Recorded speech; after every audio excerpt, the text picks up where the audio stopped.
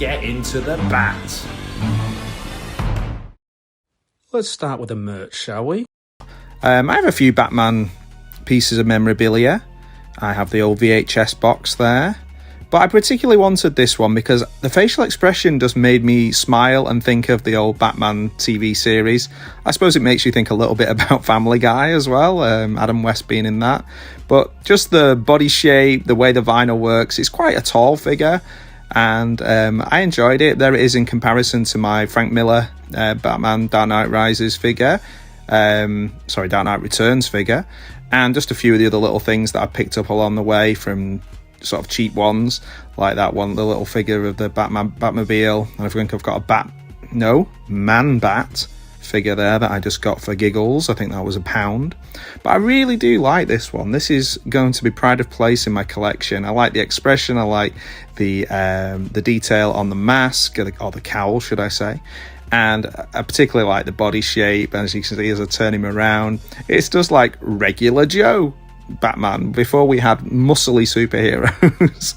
I really do like it. The cape looks great. It's a nice little homage to Adam West, who was my first Batman. I think I prefer Michael Keaton, but they're very different, aren't they? You can like both. This is my little collection that I've got together. I do have some original Batman posters from the cinema, from the Tim Burton Batman. Some DVDs and Blu-rays and a few other things like that. Some things that I've got rid of over the years, but these are the ones I've held on to.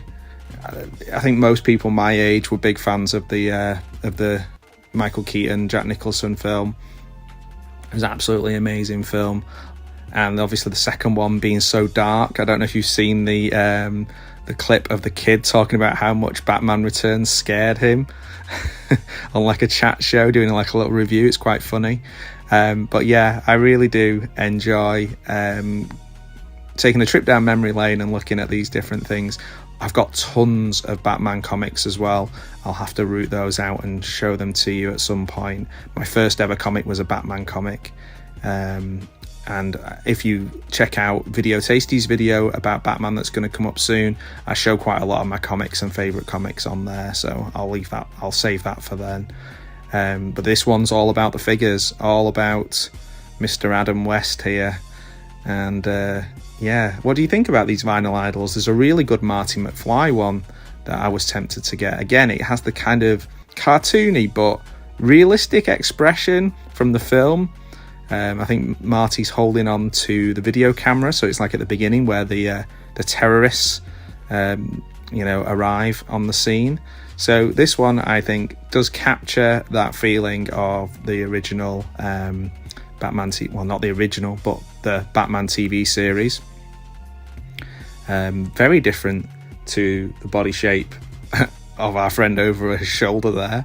But it's good to have these variety things and like all the different ones. There's so many different types of Batman figures available.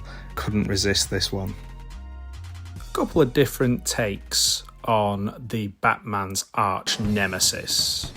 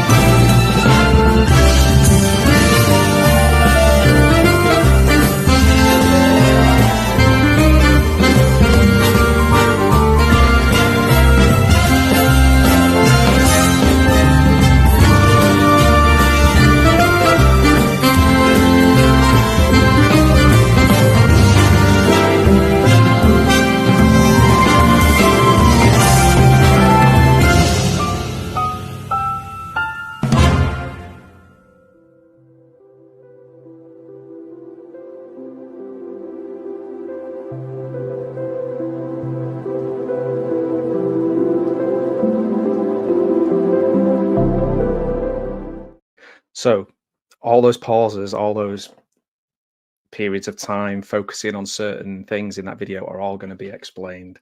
Okay, so I hope you liked the video. I hope you enjoyed it. There's things in there that I want to really dig into. So those are my talking points essentially for this video. So if there's things that you think, I don't know what that meant, I'll explain, hopefully, the best I can. Thoughts just thrown at the wall behind me. And hopefully you'll kind of throw those thoughts of your own back at me. That'd be awesome. So the first thing I put on there was cutting out fan service. And I think that's the big thing here, is that it's almost a willful, if you love the first one, you're probably not going to, if you loved the first one, like if you were a fan of that film, you're probably not going to like this one. Probably not, because it's not going to do the things that you were set up to think you were going to see or imagine after the first one. So we're not going to, origin story, kind of then traditional superhero or supervillain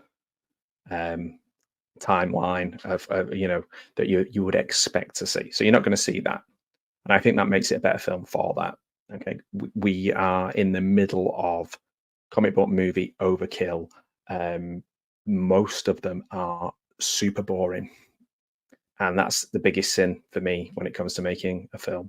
Just being a film that you forget everything about. Like, tell me something interesting that happened in the last Ant-Man film, or tell me something interesting that happened in the last, oh, I don't know. Like, I'm just trying, I've literally got so many Marvel properties flying around my head, and I know this is DC, but like, we'll talk about them. We'll get into DC stuff in a bit as well. So I don't want to jump too far ahead. So I'm going to try and follow the line of the video that I just showed you. So the first thing was, I found like a quote. I thought that would be like a standard quote for the first one. So we'll go back to 2019. The movie, with great pain and in detail, explains how Arthur Fleck turns into Joker, dejected by the way the world treats him. Thanks to Phillips and Silver. And bear in mind, I'm not like I can't think of any film of Todd Phillips that I love. And the Joker might be the closest, the first one, but I didn't love it. I've seen The King of Comedy, and that's a better film. And it's so closely referenced as that it felt a little bit on the nose for me, that it just made me want to watch King of Comedy. The biggest thing about it was Joaquin Phoenix's performance. Like, that was what made it special. Everything else, I wasn't like, wow, blown away by it. But anyway, finishing that quote, Phoenix was able to bring out the king among the Jokers. So that's where we're at. We've got fans in the film of that Joker character, like anti-hero. We are still in the age of the anti-hero, which I think kind of started, well, you could argue we're talking about like the boom of the teenagers and James Dean and Brando. But like, for me, the sort of 90s thing, the late 90s, I feel like there was a big push towards, certainly like in something like, say, professional wrestling, for example, you started having what we call like tweeners, like they're not good, they're not bad. And cool anti-heroes have always been a thing. This is like trying to catch hold of those people who just thought Heath Ledger was awesome as the Joker in the Dark Knight, and that he was the ultimate in like cool, never apologize, do horrible, crazy stuff, but do it in a cool way. Okay. This strips away that, which you're not going to like if you want your Joker to be cool. If you want him to be the Heath Ledger between scenes on a skateboard kind of, you're not going to get that here. So you're not going to get that king of the Jokers. So I'm going to tell you that straight away. Of course, these are all going to be spoilers. So if you're watching this, and it's just go and watch the film and then come back and tell me what you thought. So the key scene for me in this film is there is a character with the surname Puddles. So once I say that, you'll know.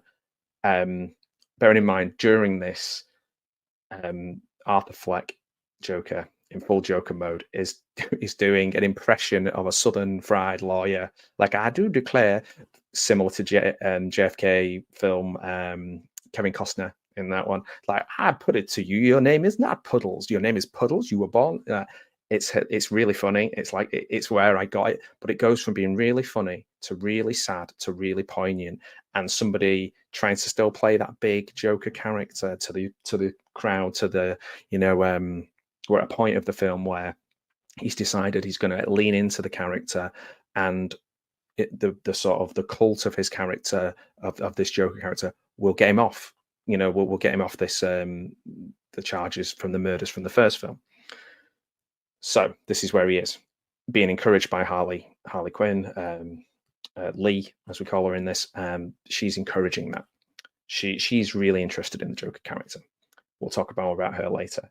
So there's a section with this Puddles, and it starts off funny, and it gets really sad, and it gets really poignant. And I think Phoenix plays it really well, because what he does is he tries to play it off as funny, but you see it hurts him.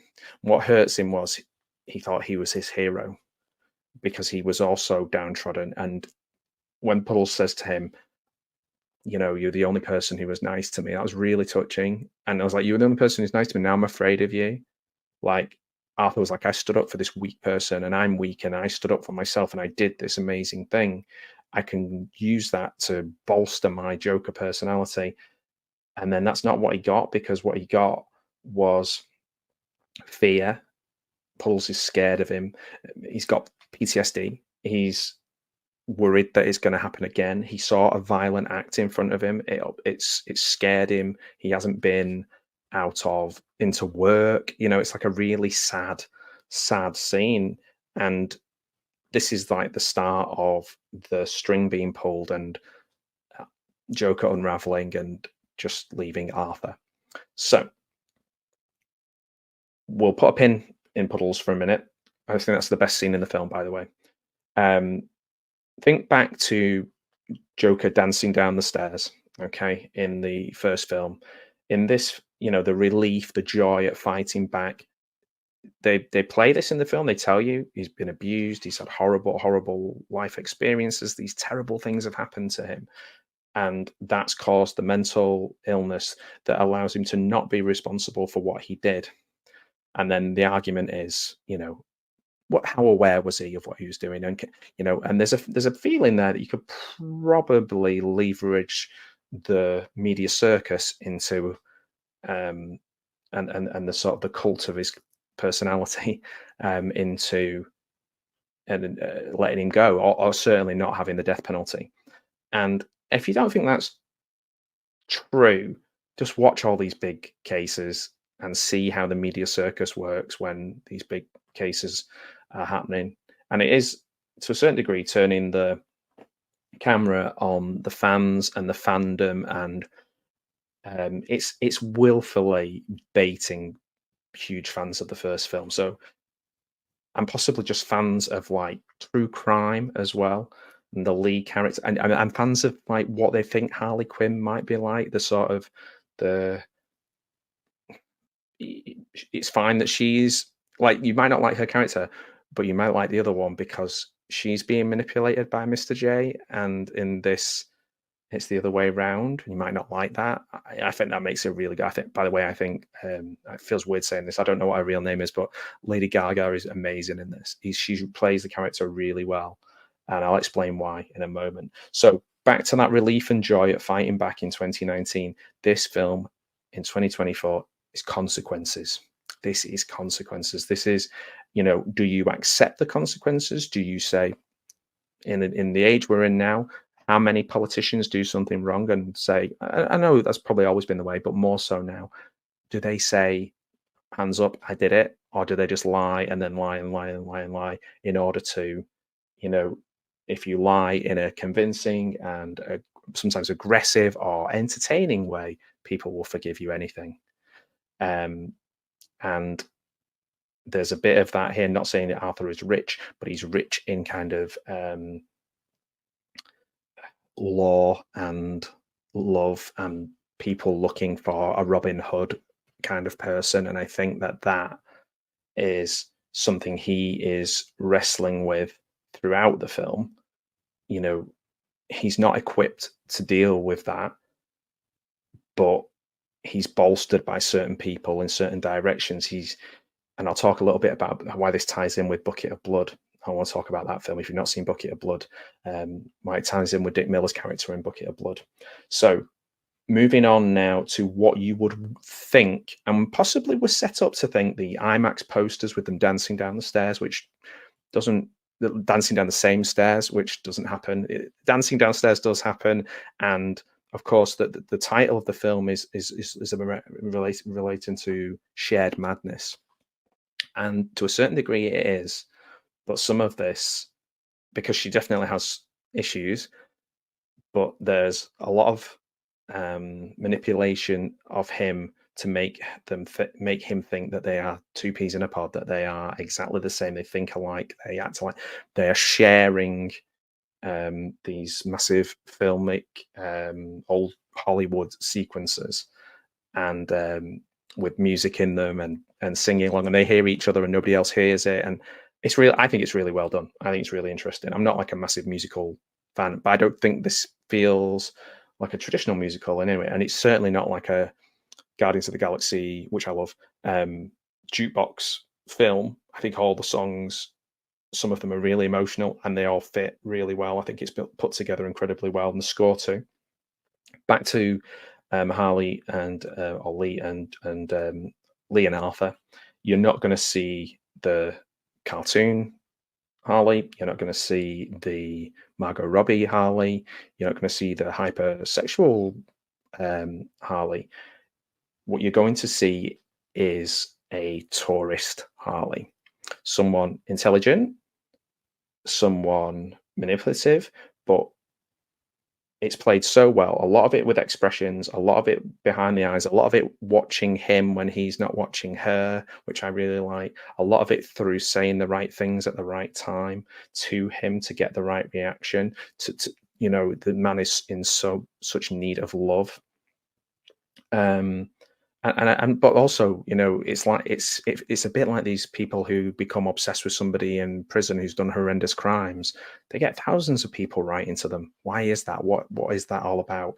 So she's a tourist. Essentially, if you've ever seen the film Orgasmo, like there's the lead character in that is played by Carol Baker, and she's like a class tourist in Italy, and she ends up being manipulated into some dangerous company, young, cool people who make her feel young and cool and then take advantage of her. That's what Harley's doing in this. So it's almost like the gender flip of that. So it's really, yeah, I like the performance of her. I think it could be missed in lots of ways because it is quite subtle. I think she really does immerse that character. There's looks that she wants him to be the Joker that all the people who are watching this film who love the first one want him to be. So that's quite interesting as well, I think. Like she's almost a proxy, but a proxy that they won't like. So yeah, again, it's almost willfully against fans of this film, of the first film, and of the character as well. It doesn't tie in. It's not like, oh, so that's how he became the Joker. No, you by the end of it, you're like, maybe there's another joke. It gets confusing in a way, in a good way, in a fun way. It's not boring. So what I like about Lee is that she, as this sort of crime tourist, I guess, or attention-seeking social media era kind of person, where she wants everyone to look at her. There's scenes where she's walking out, she's got the hair slicked back, she's wearing the red jacket, and she's trying to be the female version of him, but only in for the optics, only for the content, for the views. She wants people to see her as and be she wants him to be the character he's pretending to be, and she's fooled herself that that's all he is. And as it unpeels, he becomes less and less attractive to her, and she just drops him. Essentially, just drops him. So when she talks him into leaving his lawyer, his solicitor, that's probably one of the most mean things that she does, because that was his best chance, because there was a case being presented there that people could understand. That was, it's like, no, represent yourself, do a big, a big over the top, crazy Joker style. Represent yourself, be crazy, be Joker, and she's encouraging that because that is what she wants to be part of. She loves that chaos. She's really immersed in the chaos, but only as a tourist. If it becomes too real and less fun, she's not bothered. There are always going to be people like that, aren't they? Who are really interested in, like, sort of, it's why we watch those like Louis Theroux documentaries or things like that. There's a little vicarious thing. You want to be close, but not so close that you're right in the middle of it. But equally, if you're there's a freedom that comes with being able to back away from it. And she's really rich, and she's got a rich family, and she's got nothing holding. She can just disappear whenever she wants. So there's class tourism, there's sex tourism, there's like crime tourism, all these people who kind of get in. And by tourist, I mean they're a tourist in this world. And I think that is a really interesting way of playing this character. And I think it's actually more realistic, but also less like the less problematic, I suppose, because she's not a nice character, but she's certainly there are people like this, and that kind of makes it scary, but also quite sad for Arthur. And you do feel for Arthur, even though by the end of the film, much like in really good non-fiction, you have to accept that he's done these things, and so does he. So let's move on from that and look at some of those dream sequences where we get to see, I call them dream sequences, we get to see the version of him that I think Harley would like to see. The hitting the judge with a big mallet and the dancing around. And it's all filmed so brilliantly, very Late Night with the Devil, or like, it just looks great. It looks great. Obviously, The Last King of Comedy. Sorry, I always say The Last King of Comedy, The King of Comedy, which I think is obviously from the first film, so on the nose with The King of Comedy. But all these are great. But even within them, there are little clues and little hints that he's on to what Harley is trying to do. Like, it becomes about her, the song and dance things become about her and only about her. And I just want to talk a little bit about another scene, the scene where he is later on in the film, where he is dragged back to, he said some things in court, being bombastic and over the top, and the prison guards take offense to it, and they do something to him. They certainly violently assault him. How they assault him is in our imagination, and I think that's really well done. There's a picture in the video that I just think looks like a painting. It's just incredible.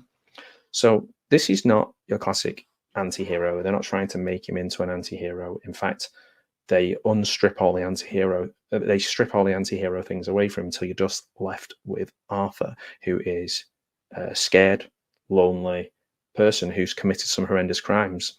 And he even admits to killing his mother, and it's probably the most transgressive thing in the film for me, I think, which is he admits to it. He says, I did these things and I knew what I was doing. Not I have all these mitigations, all these things that could get me away with it. It's getting away with something, which is, definitely a thing that people with power do, particularly if you have money or celebrity and things like that. We see so many things. It's like almost constant, isn't it? Certainly on like YouTube and on television, it's constant celebrities and famous people and politicians. It's like, yes, I did these things, but if I can find a way to get out of it, I will. There's no way I'm going to put my hands up and say, it was me, I did it, and I knew what I was doing all along. When was the last time you thought you can think of anyone who did that? Arthur does that. In fact, it's the most heroic thing he does in any of the films. It's not the coolest thing he does. He's not. The other film's cooler. There's cooler moments. We'll accept a lot of things from people if it's cool. If it's badass, we will accept cool stuff from them. But we're left with Arthur scared of the people who idolize him. And let's just pause for a moment and just talk a little bit about Todd Phillips refusing to take notes from James Gunn. James Gunn knows how to make a great comic book movie, but I'm so glad he didn't take James Gunn's notes, because I love Guardians of the Galaxy. It might be my favorite comic book film of all time. It's he was, you know, there's no regrets, even though I'm sure Todd Phillips has no regrets, and I'm sure Joaquin Phoenix has no regrets. They weren't looking for a third sequel. They weren't looking to work with these people again. They just wanted to do their movie. And for my money, it's a success. From my point of view, it's a success. I haven't thought or talked as much about a film for ages from this one. I'm not saying it's perfect. I'm not saying it's even a 10 out of 10 for me, but it's a really good, thought provoking. Some of it is like just pop psychology stuff. Like the first movie, I think, is more like that. This one, I think there's a little bit more subtlety to it. Actually, I think there's a bit more thought to it. And maybe when like Joaquin Phoenix dreamt up some of these ideas, it became more real, I think. So yeah, there's that. I mean, like I said before, well, in the video, I'll accept a lot if it's cool. So you think back to that video, the beginning of or the part in the film, the most iconic thing, dancing down the stairs. He's listening to a Gary Glitter song in that film, and we accept that that is on the soundtrack. We accept that that is a horrendous human being who made that song, but it sounds cool. We accept it. The next time we see him on that steps, he's a broken man, and he's just on his way back. He's just giving in, and that's not cool. It's not cool. Arthur's not cool. He's not fighting. He's running, and he goes to the woman who he thinks loves him, and she's like, "Yeah, you're Arthur. I want a Joker if that's okay." And he just crumbles. To pause on the music for a little bit, I think the music works great. It's a soundtrack that I think is fantastic. I think the fact that Joaquin Phoenix is not a singer adds to this so well, that Lady Gaga toned her own singing down to be more realistic to somebody who is just a good singer in real life. And I think that, you know, obviously the coaching and the working together that they did with this, I think makes it really great. I think for every bum note and everything, I think that makes it better, because this is in their head and to them it sounds perfect. So I think that works really well. So to keep scrolling through some of the things that I was looking at in the video, that sort of video, you know, she has what I've heard people say, main character syndrome. She, or certainly, she's aspiring towards that. And I just wanted to talk a little bit about that. You know, other films and things like that. Like, there has been some good later Marvel stuff, but it's just so much. And there's been some semi decent DC stuff as well. Like I didn't mind the Wonder Woman. I thought that was good. But let's think of Phase 4, for example. Tell me something memorable from Black Widow. Tell me something memorable from The Falcon and the Winter Soldier, or Eternals, which sent me to sleep. You know, these are just my opinions, by the way. Like Shang-Chi, I remember watching that thinking, yeah, it's okay. Loki, this first series, I've not seen the second series. Thor, I just found it interminably cringe-makingly unfunny, and I really liked the other, and they just went full YTT on that one, I think, or full like Anchorman 2 on that one, where it was just like, hey guys, we're funny, let's just improvise the whole thing. And you know, yeah, it just wasn't funny. There was very Hawkeye was okay, so What If was okay, but this film for me, possibly, like, WandaVision's great, love WandaVision, but again, great source material. This for me is different in the sense of it is like almost a completely unique take on these characters, and it's not boring. Some of those films are really, really boring, really long and formulaic with a big battle at the end. The Flash, you know, let's go DC for a bit. The Flash, two good moments in that, or one good moment in that, the sort of the Speed Force baby saving thing. But you know, what did you do to Michael Keaton in this film? You sort of de-cooled him, like, and that wasn't deliberate in that one. It was just a mess. It was just a mess. But while we're talking other films and reference films, I know the first film everyone talks about, The King of Comedy, and for me that's a perfect film, and it's possibly one of the reasons why I wasn't that interested in Joker. I was like, I've seen King of Comedy. Yeah, it's cool. Robert De Niro's kind of switching, but you know, there's a bit of like some of the Batman comics in there. There's a bit of, you know, the television stuff that you see there's Joker on Letterman, I remember, in some of the comics I've read, but ultimately, it was too close to the King of Comedy in a lot of ways, and I think this one I'm going to talk a little bit. And I think it's quite funny that the judge in this looks like Martin Scorsese deliberately, as the arbiter of what is acceptable in film, and he doesn't like comic book movies and stuff like that. But he didn't class. I don't think he classed Joker as that one. He was okay with that one. I think it'd be interesting to see what he makes of this or what he thinks of this one. He probably just put his hands up, and maybe I'd be surprised if he didn't like this. I think it's got a lot of Hollywood charm that he would probably enjoy. Now, let's just focus on one more movie before I finish. I'm going to focus on A Bucket of Blood. So Arthur's running away at the end of the film, and there is a poster for Bucket of Blood, and it got me thinking. Number one, Joaquin Phoenix and Dick Miller, both incredible actors. Dick Miller, very underappreciated. You put them at same age, side by side, there's a real similarity between them and a real similarity in acting style as well. Bucket of Blood I'm going to talk about a little bit. So I'm going to break this down for you before I go into any other business at the end. And then I'll let you tell me what you think, because that would be awesome. So, and by the way, the cast of this is great, and Catherine Keener's great. The only one that's a little bit like, hey, yours guys, is Steve Coogan, but he's not in it enough for me to like or dislike him, really. So let's go and quickly talk about A Bucket of Blood. Okay. Now, it was remade in 1995. Don't watch that one. You're looking for the 1959 Bucket of Blood film, directed by Roger Corman. And it's a beatnik film. And just listen if this sounds familiar. It's a dark comic satire about a dim-witted, impressionable busboy at a cafe who is acclaimed as a brilliant sculptor. Okay, so he's drawn into a world that he was never part of. He's seen as very, very cool. All of a sudden, he is acclaimed. Well, he accidentally kills his landlady's cat and covers its body in clay to hide the evidence. Now, I'm not going to. It becomes pressured to create similar work. He becomes a serial murderer. That's the way Joker could go as well, isn't it? He could be pressured into being this character so much that he becomes a monster, and that's really what a lot of people want to see. So I'm not going to go into it too much in case you haven't seen it, but it's a great film. I love Bucket of Blood. It's in the public domain at the moment. I don't know if some of the music from it is, so don't be like posting it all over your channel or anything, but it is a really interesting, well-written, incredibly well-acted film. Walter Paisley is Arthur Fleck in this film, for my money. When they run past that cinema and Arthur runs past Bucket of Blood, I was like, hang on a minute. I don't know. It's just my opinion. That's what I think.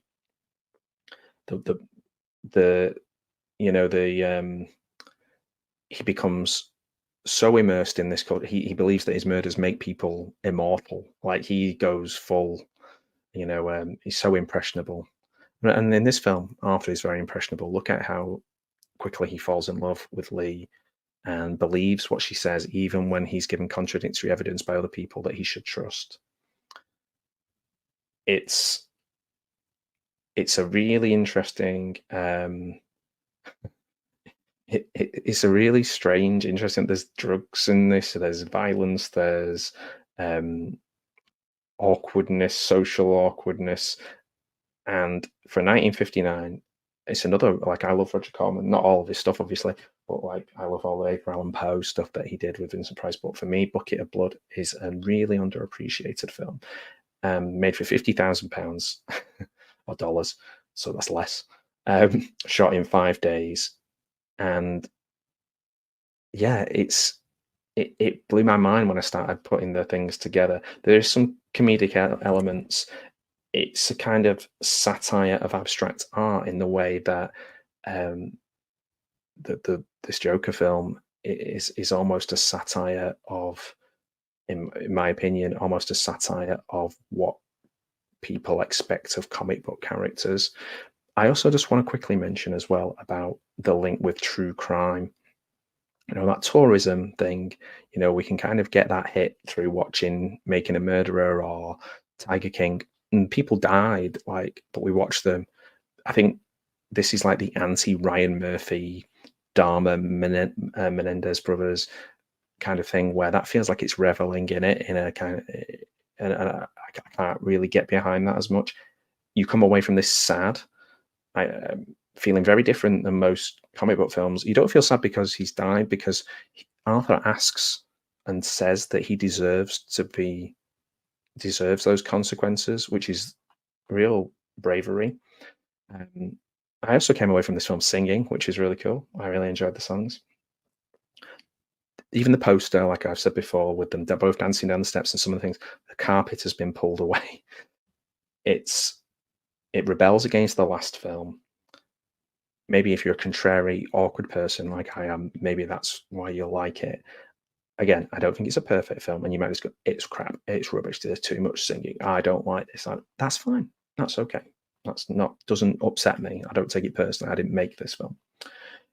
But crime isn't victimless, I guess, is a really important thing here. And if just because it's not happened to you, and these, they're scared people when they bring back the characters from the other film, it's almost like they're bringing back the characters from the other film, dropping them in and going, oh, so that thing where you thought that we were okay and we forgot about those people, here they are again, they're back. But this time they're telling you about the trauma that they've had because of the things that happened in the first film, because it didn't go away, because it isn't victimless, because when something bad happens, it ripples out and stays with you. And I guess, and I'll just say this one more time, it's just the most radical thing that Arthur Fleck does in this film is own up, own his crimes, tell the truth. And, he's accepted and loved in this film, but only for something he isn't. He knows he's a murderer, and he knows that he did it, and he remembers doing it all. Yeah, I love talking about this film. I could talk about it on and on and on and on. Have I got it all wrong? Am I overthinking it? That can happen sometimes. But I had a lot of fun with this film, a lot of fun with it. And I can't remember the last comic book film that I had a lot of fun with. Mutant Mayhem, check that out, great. Check out Into the Spider-Verse, the first one I liked a lot better than the second one. The last live action Spider-Man I thought was good. WandaVision is great, but check out the Vision comic that came from, because that's even better. It's amazing. So, Bucket of Blood is your homework. If you didn't like that one, then you're probably not going to like this one, but give it a chance. I watched The People's Joker. So what's it all about? Let's find out. Let's dig into this movie. It's pretty mad. The People's Joker was actually made in 2022. The reason we're only starting to see it now through various means, I'll get into in a moment. It's made by Vera Drew, and it's a parody. I guess it's a parody superhero film. That's possibly the way they're going to try and get around rights issues and copyright issues. The main character is a transgender woman based on the Joker. It's got a lot of alternative comedians, certainly from the early 2000s, late 90s, that you'll recognise. And I think what makes this film stand out, and I found it quite interesting, was that Vera Drew did a lot of the editing for Tim and Eric. So if you kind of understand the sort of Tim and Eric style, that lo-fi, quirky, weird, awkward editing style, trippy and strange and unusual. So this has people such as Scott Aukerman, Tim Heidecker, Maria Bamford, lots of people doing voices, a clever use of Robert Wool from the original Batman '89 as a cameo, Bob Odenkirk. And this was shown in Toronto International Film Festival in 2022, but it was stopped from screening due to rights issues, which are very woolly at the moment. We're not quite sure the full ins and outs of this. It is in a DC world, so everything is a DC reference. It's actually really creative. The animations, the stop motion, the transitions, the backgrounds, the artwork, the comic work thing, it references comic books like The Dark Knight Returns and things like that, Dark Knight Strikes Back. It references DC things that I'm really interested in. So this was written by Vera Drew, as I said before. It's also directed by Vera Drew and edited and starring Vera Drew. That's sometimes a bit of a scary thing when you look at a new film. You think, oh no, this might be written and produced by Tommy Wiseau, but this really isn't the case with this film. And it's obviously got a lot of love and support from the comedic community, and there's definitely it is essentially about, to a certain degree, it's about stand-up comedy. It's about what we accept from stand-up comedians, how they how they develop their act, what they're like as people, why sometimes they're lauded as almost like philosophers, which I think we're seeing a lot at the moment, but, you know, saying the unsayable and all these kind of things, but actually their personal lives and their behaviours are sometimes reprehensible. So I think that's quite interesting. So this is, like I say, it was released in 2022, but was released in the United States on April the 5th, 2024. I believe you can get physical copies of it now. It's just over an hour and 20 minutes. And this is a dystopian world. It's really visually interesting. It is about a small child growing up in Smallville, Kansas, idolising this kind of Saturday Night Live, UCB Live. This child starts to come to the realisation and understand that doesn't feel right within their own body, as if they were born in their own body, and they get a session with Dr. Crane at Arkham Asylum. Okay, now this is where the Smilex drug becomes the big plot point of the film. So this is a drug that makes the person who takes it put on a happy face, even if they feel depression, sadness, really upset, really going through bad times. They put on this happy face. It kind of ties in with the Joker quite nicely, and in this case it also masks this gender dysphoria as well. Now it then fast forwards 15 years later. The character moves to Gotham City to be part of UCB Live. You get to either be one of two characters. One's like a joke man and the other one's a harlequin, so designated by a computer, and all the women just get to be like nameless harlequins or backup dancers.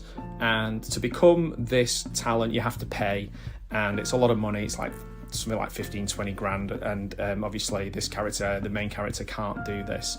And Ra's al Ghul is like the kind of boss or the king of this SNL. Our hero strikes up a friendship with Oswald Cobblepot. The character Oswald Cobblepot in this, I think, is a really interesting take on the Penguin, and they basically start doing their own thing to avoid doing unapproved humour. They do this thing called anti-comedy, and they get lots of other people who come along. They're breaking the law, but they're trying to say that they're not. They get shut down. In this future, everything that's kind of out of what everybody else is doing, you get shut down, you get in trouble. And during this, we find a Mr. J, Jason Todd. So again, referencing the comics, referencing the Jason Todd character, or one of the Robin characters, and he dresses like Joker, very similar to the Jared Leto Joker. He tells observational humour. Mr. J and our hero strike up a bond, and they go on a date, and Mr. J's revelation comes out. He is a transgender man who left an abusive relationship. I won't ruin it and tell you who that is with, but it helps encourage the main characters to kind of learn about themselves, and there's all kinds of interesting takes on the Batman lore and Joker lore that kind of tie into this. So it is a coming of age story to a certain degree. Now, some people might find this like, get really red in the face and angry about it. Now, it's a coming of age story. We see lots and lots of coming of age stories.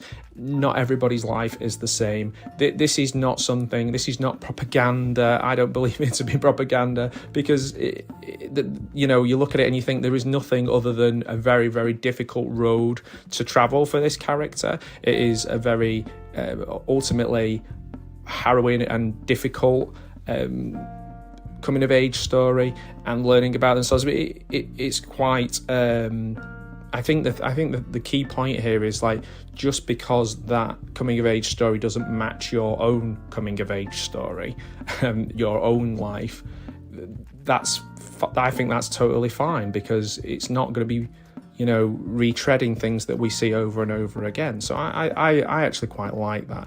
I like the idea that this is a coming of age story of a character that I certainly don't see very often in films. This is different to my life. I'm sort of a middle-aged, straight, white guy. Now, that's totally fine. but I've definitely seen coming-of-age stories that are similar to my life or that I can identify with. So I think it's fine to see other ones too. That would make it interesting. But that's not necessarily what this story is about, in the sense of it's not just like, here's a transgender issue film that's very worthy and serious and, you know, ultimately quite boring, because that'd be like watching a public information film about, you know, abstinence or something like that. I don't know. But this is a fun and I think visually thrilling film to watch. I really did enjoy it. I don't think it's a perfect film by any stretch, and I really do like the stories that we learn and the animation style. Like we see Carrie Kelly appear, and it looks like Carrie Kelly from the comics, and it talks about you know, that Mr. J has a, let's say, a link to Carrie Kelly, and the father figure relationship with Batman. Our main character then later on in the film becomes Joker the Harlequin, a woman with a comedic identity of her own, and is trying to be happy but is stuck in this relationship with Mr. J, and it becomes quite a negative relationship, trying to understand each other in terms of the Joker's mother and the Joker trying to understand each other and come to some sort of, you know, peace, even though they're angry, frustrated, confused by each other. And I think that comes across as really genuine and quite interesting. It's a different take. So then there's a big plot point where Mr. J and Joker break up, and Joker kind of stands on their own 2 feet. I won't go into too much detail because I do think you should watch this. It'd be interesting.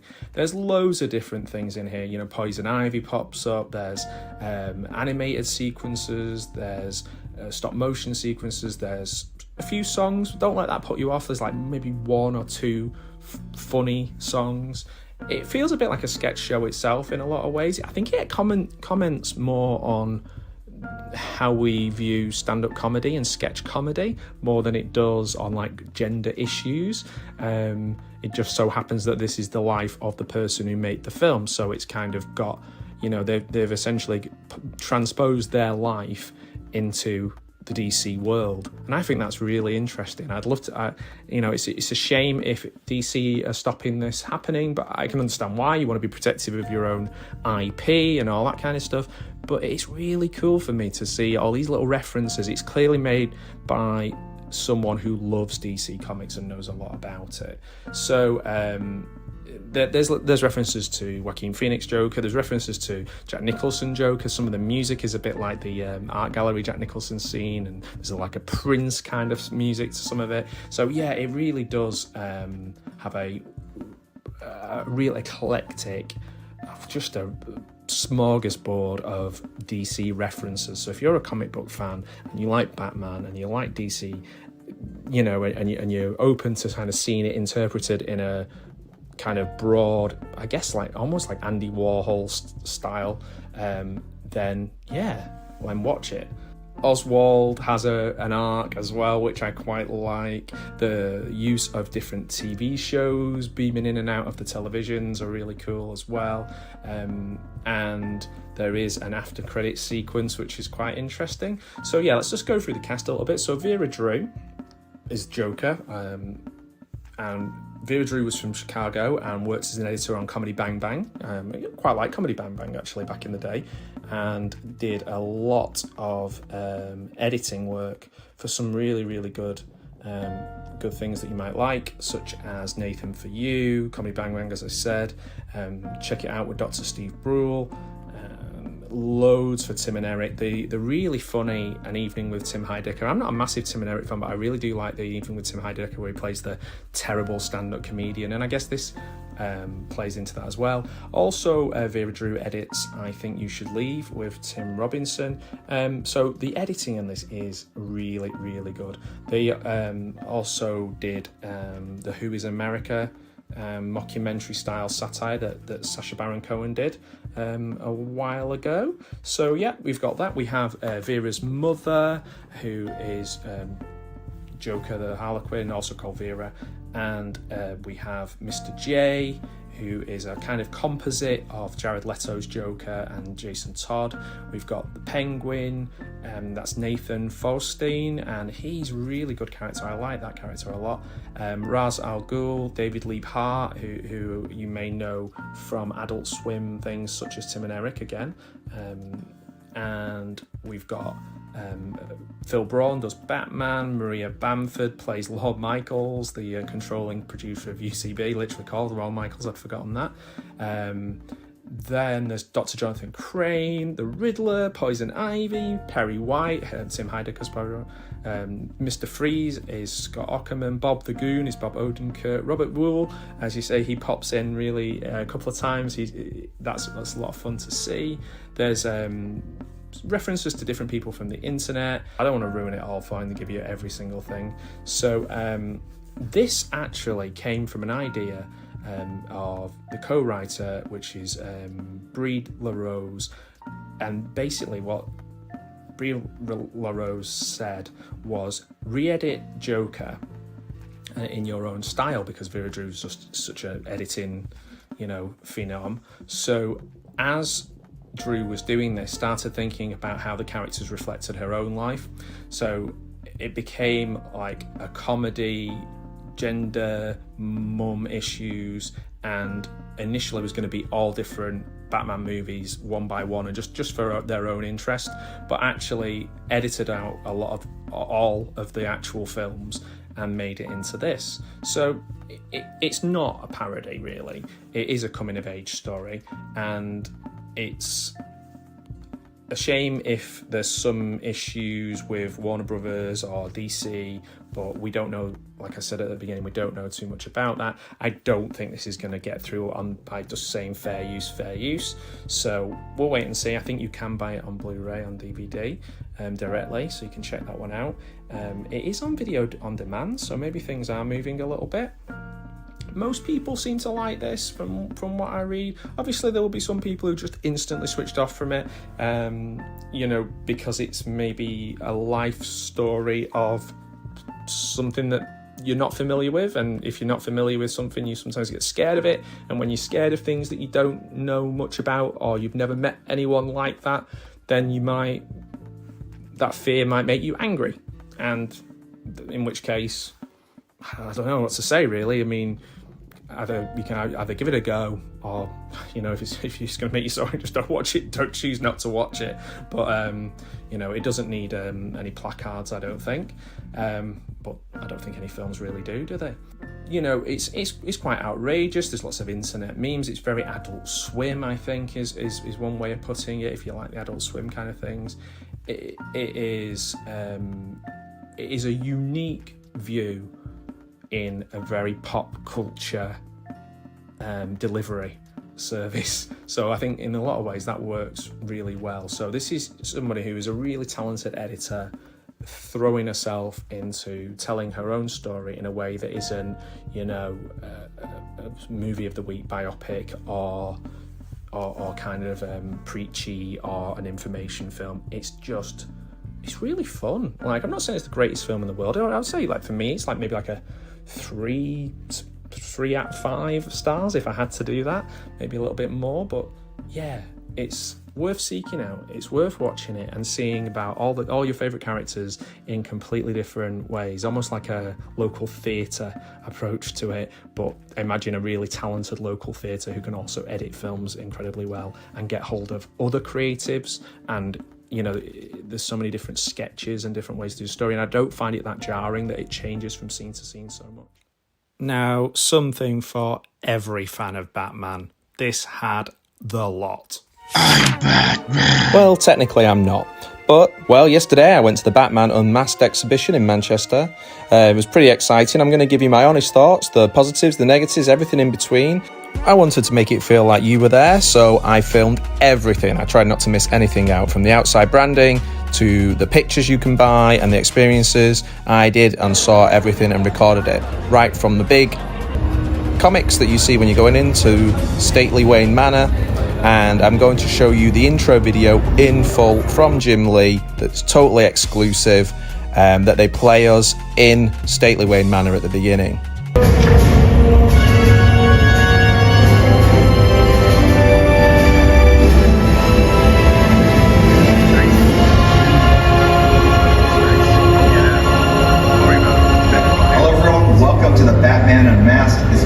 here, and I'm the DC President, Publisher, and Chief Creative Officer.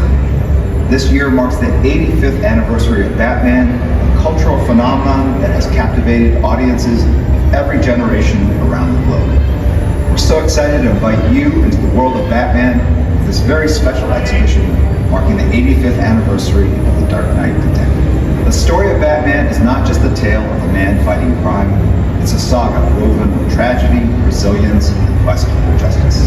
Orphaned as a child when his parents were tragically struck down in front of him, Bruce Wayne, in the name of his murdered parents, wages eternal war on the criminals of Gotham City.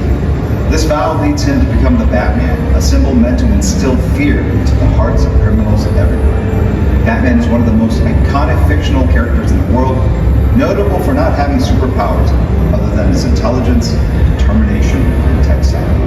In the shadows of Gotham City, Batman, aided by his trusted allies, is a bastion of justice and vigilance. But a superhero is only as compelling as the supervillains he faces.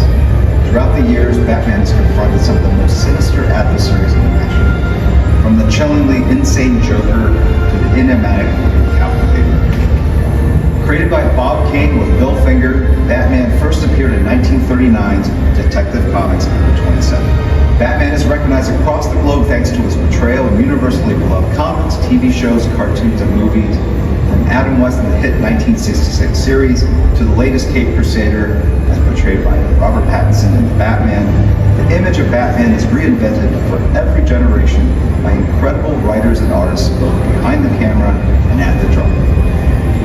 While I was in college, I was there to prep to apply to medical school because that is what my parents wanted me to be. When I was a senior in 1986, I read The Dark Knight Returns by Frank Miller, and that is what really inspired me to try my hand as a comic artist. It's not a unique story as there's so many fans all around the world that I get to meet who've been inspired by Batman, one of the most beloved and iconic characters. Batman has truly helped legions of fans get through many difficulties. Without having read that graphic novel, I don't think I'd be here with you all today celebrating 85 years of the Caped Crusader. You're about to enter a first-of-a-kind experience in the UK and the world of Batman. All the props, costumes, weapons, and vehicles you're about to see are the originals used by the actors in the movies we all love. There are no replicas.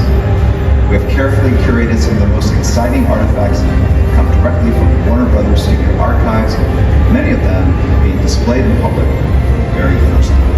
As we celebrate 85 years of Batman, let us remember the impact this legendary character has had on popular culture and the lives of fans everywhere. And now, without further ado, we welcome you to Batman Unmasked Exhibition. Welcome to Batman Unmasked.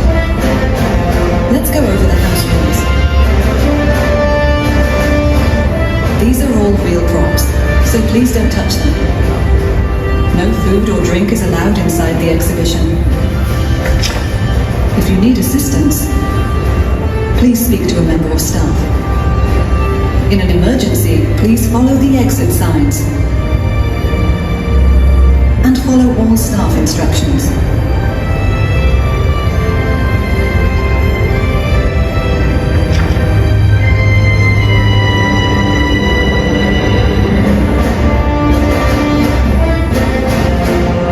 I thought the intro video with Jim Lee was really good fun. Possibly the actor who was pantomiming talking to him on the phone, she could have been a little bit more enthusiastic. But anyway, we were on to the Bat Belts, looking at screen-worn, exclusive things that you won't see anywhere else. These are all worn, these are all really from the films.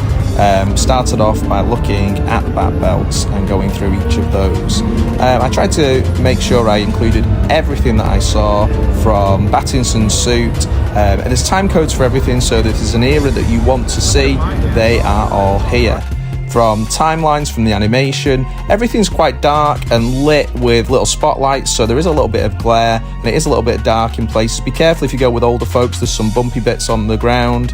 There's not a lot of staff around except near the Tumbler, which we'll see later on, but everything is there for you to see, from inside the Batcave, which for some reason talks about Batmobile being in Manchester, but this is really cool. You can get right up close and personal with all the technology and have a look and pretend you're in the Batcave, so I did. And as you can see, I filmed it really closely. Here, there you go, reports of Batmobile in Manchester, which seems to be a problem. So yeah, I've got to have a look at all of these items. And then we moved to looking at Battinson's bike. Had a good look at that. There's not really anyone there to make sure you don't touch, but you are kindly asked not to touch things on the way in and in the video, so don't. Have a good look at the bikes and the schematics of the suits. Moved on to some more things from the most recent Batman film. There's cool decorations all over the wall, so you know there's sort of things to keep you engaged, posters and maps and details, so you could really spend longer than the hour you're allocated there if you could get away with it. There's no one kind of jockeying you and pushing you along, so that's good. Seeing the weapons, the screen used weapons, is a really cool experience, getting to see them close without sounding like the Geek Squad. It is really cool to see them, batarangs and everything from all the different films. I think every single era, every single film is covered. And yeah, you can get to see them, and everybody I went round with was really good at moving out of the way for each other, taking photos for each other. So if you get a good group, it's quite nice. There's not too many people at one time, so everybody gets along really well. I really did like looking at the very, very small things that have been held on to in the archives. I thought that was really special, but there are some really big things that you can see as well if you want to kind of shoot through. It does cater to all ages, but I think possibly like it's not as hands-on for the little ones. But yep, here I am, acting the fool in front of the Bat Signal and Batcave. Not quite sure what pose to strike, but you know, I had to do it, didn't I? Did I? So yeah, we moved through pretty quickly, but we were there about an hour. You can see here's some more sort of 90s based weapons, sort of chunkier and always more metallic grey in that era, wasn't there? So yeah, there's quite a few things here that I think were really cool, but you do want to kind of get your hands on and wear them if you could, but obviously you can't for obvious reasons. Timelines for the films and for the animation and the games were really cool to see as well. You could spend your time talking through them. People who weren't that familiar with the history of Batman, it was quite cool. I do have that poster there, the Batman 89 poster that I'm waiting to get framed, so I'm looking forward to that. You know, it kind of shows that there's something for every age group, and we won't talk about the Flash. We don't talk about the Flash. So yeah, it was good to see that, and to even include gaming in there as well, I thought was a nice touch. And we'll see a little bit about some of the Lego things later on as we move through. There's something on every wall, but the cowls for me was like a kind of hairs on the back of the neck moment. Seeing Michael Keaton's cowls. If you look really closely on some of them, you can see the rubber starting to degrade. Not to the way that the Gremlins have degraded, but you can kind of see on some of the older ones that they have. But it's so amazing that they kept these. Obviously, they're in glass cases, but you can have a good look. And I made sure to film each of them, but you can kind of see some of the degrading rubber there.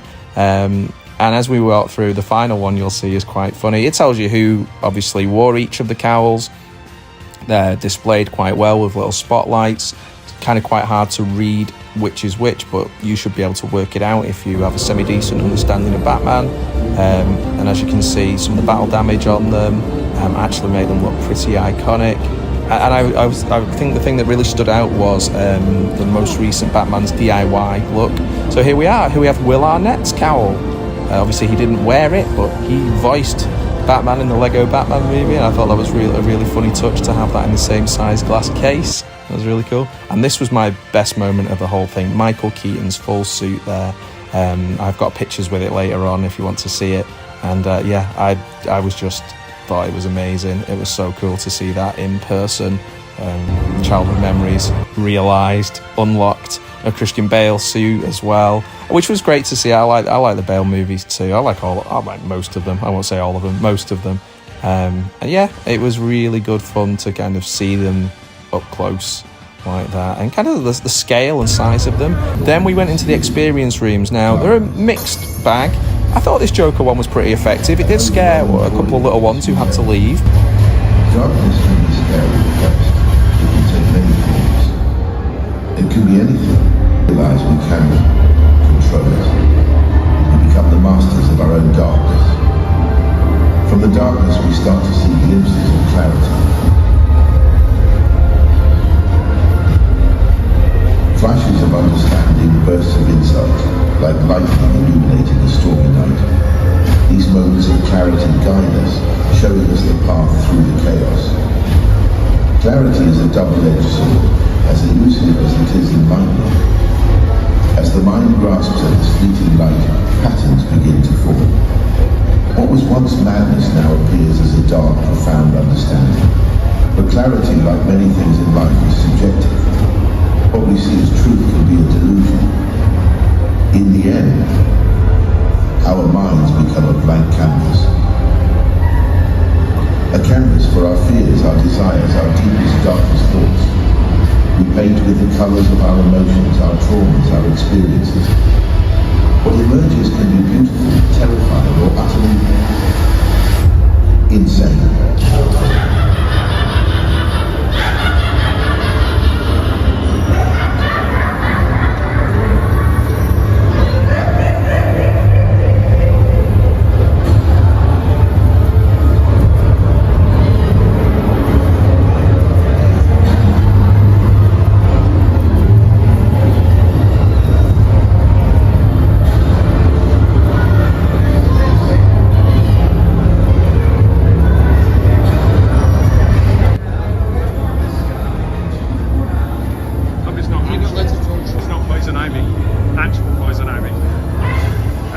That would be really bad because it'd be so itchy. It wasn't real poison ivy, funny Matthew. It was plastic leaves hanging down. It was a little bit underwhelming, the poison ivy bit. Just a bit of lighting and a few leaves stuck together. Probably not the best bit, but, you know, it moves you from one place to the next. Oh, it's Jimmy Riddle. Groan, another terrible joke. I'm so much fun to hang out with. As for the Riddler section, I think, you know, the lights and the question marks, they were okay. It was all right. There wasn't a lot to take in. You're just moving from one place to the other with some strobing. So if that's something that affects you, then be careful. I imagine you get warnings from that in the tickets. In fact, I think you do. So yeah, we just made our way through the Riddler section.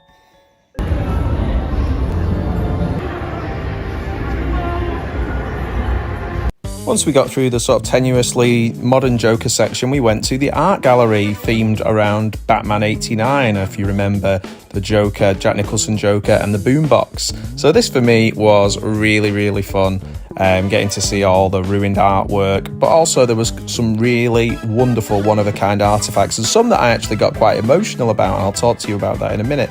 So we got to the feel of being in that art gallery, but this was one that I thought was quite amazing and was quite touching in a way. There was the nurse suit that Heath Ledger wore. Obviously, this is anything to do with Heath Ledger is quite sad to see. The boombox for Jack Nicholson, and you know, I used to collect the Batman stickers, and he's holding that on his shoulder. My friend said it seems smaller, but I was like, well, maybe you're just bigger. And the Jim Carrey costume, I really like the mouldings that they've done with it. The Heath Ledger mask here as well, that he wears. Harley Quinn, modelled to Margot Robbie, so you can see that as her size as well. And I looked at the shoes, I was like, that's a weird way of doing the shoes.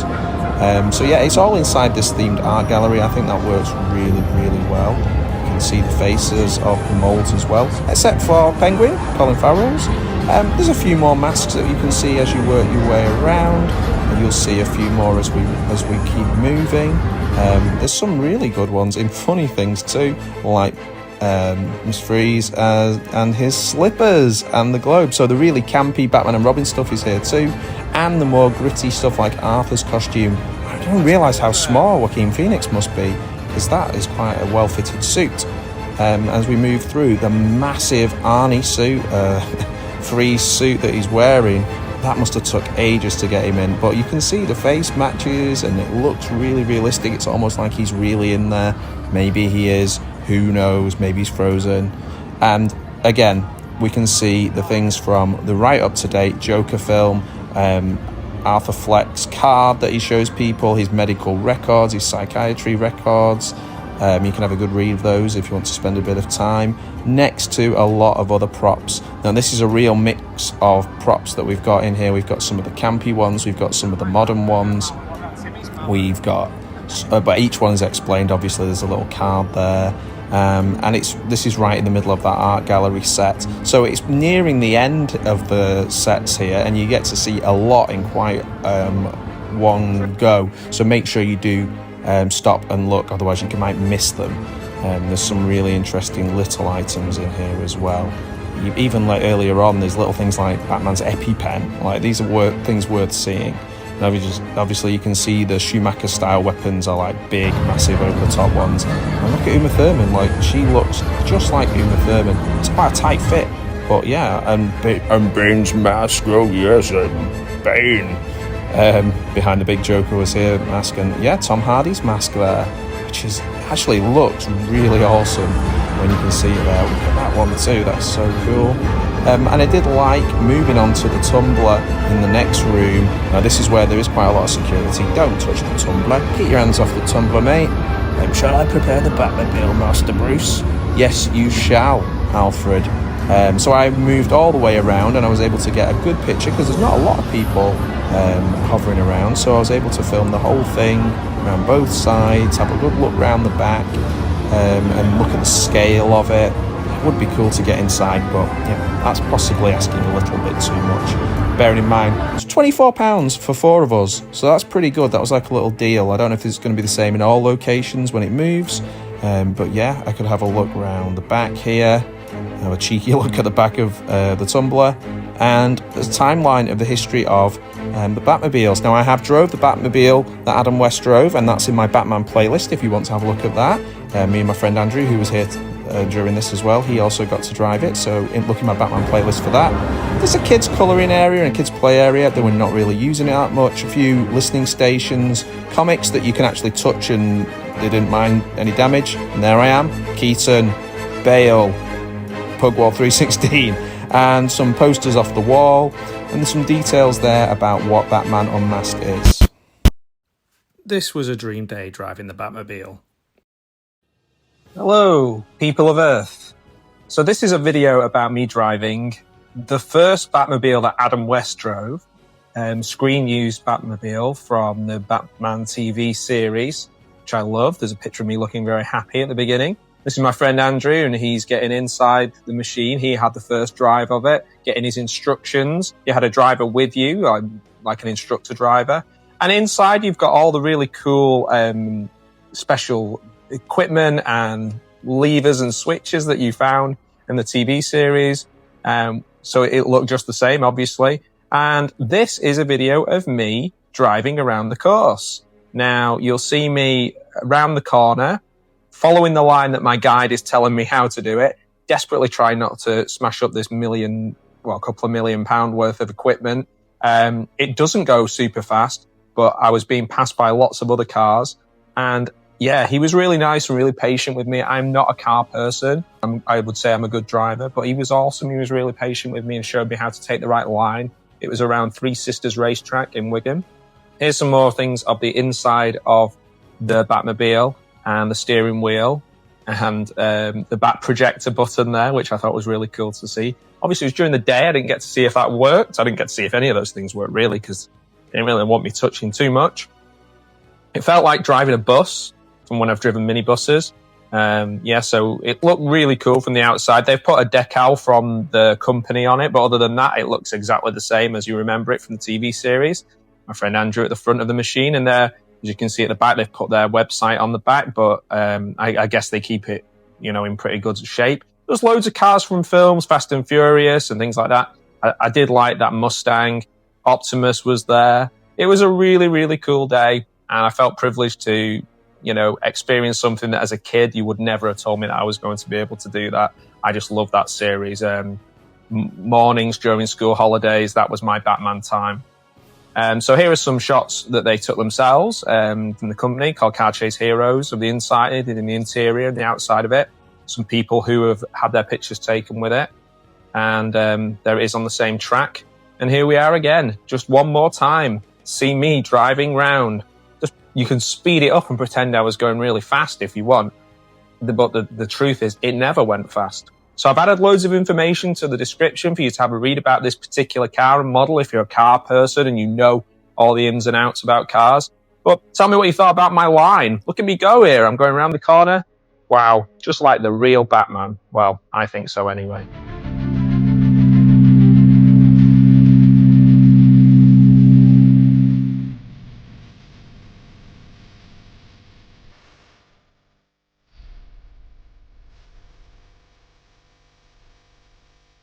Batman Beyond: Return of the Joker on the N64.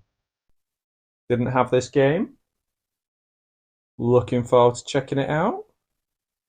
I like the cartoon. Will Friedle did a good job. Kevin Conroy did a good job. Start game, normal difficulty. Is there an easy difficulty setting? Ooh, nope. It's just normal. Okay. So I can have my offensive suit. Very offensive. Standard. What's that one say? Nittel? Nimble? Nimble. Offensive. Right, I'm having my offensive suit. I'm feeling offensive today. Okay, let's go. Let's take on the Joker. If you wish to use the Rumble Pack. I can't use Rumble Pack, I don't have one. I used to do. I'm getting an emergency something from Gotham. I don't know what that was. Emergency signal, I think it said. Who the stay back? Who's this guy? We're Joker's pals. And here I am, I believe.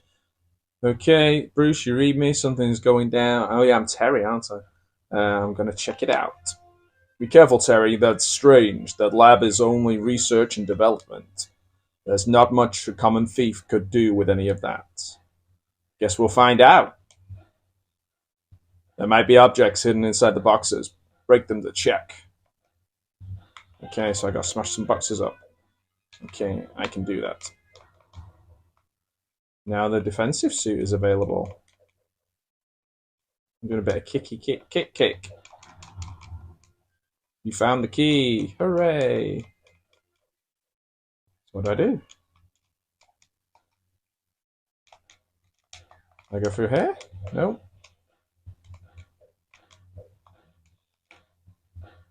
What's the boss want with this stuff anyway?